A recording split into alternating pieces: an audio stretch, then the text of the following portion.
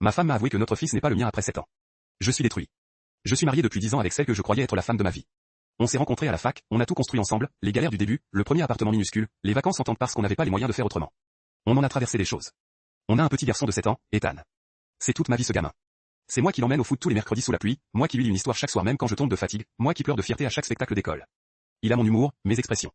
Tout le monde dit qu'on se ressemble. La semaine dernière, une dispute éclate. Complètement stupide. On se chamaillait sur la destination des vacances d'été, un truc qui arrive dans tous les couples. Et d'un coup, sans prévenir, ma femme explose comme je ne l'ai jamais vue. Elle hurle des reproches qui datent d'il y a 5 ans, des rancunes que je ne soupçonnais même pas. Et puis au milieu du chaos, elle a lâché une phrase qui a figé le temps. De toute façon t'es même pas son vrai père, alors arrête de jouer au papa parfait. Je suis resté figé. Littéralement incapable de bouger ou de parler pendant de longues secondes. Elle s'est arrêtée net, comme si elle réalisait ce qu'elle venait de dire. Elle s'est mise à pleurer en répétant qu'elle ne le pensait pas, que c'était sorti sous la colère. Elle a essayé de me prendre dans ses bras. Je l'ai repoussé. C'était trop tard. Les mots étaient sortis et ils tournaient en boucle dans ma tête. Le doute s'est installé comme un poison.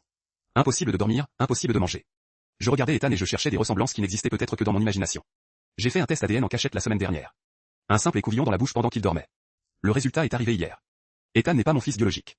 Le vrai père est un ancien collègue avec qui elle a eu une aventure il y a 8 ans, juste avant qu'on commence à essayer d'avoir un enfant. Elle ne lui a jamais dit qu'il était le père. Il est parti vivre à Singapour peu après et n'a jamais su.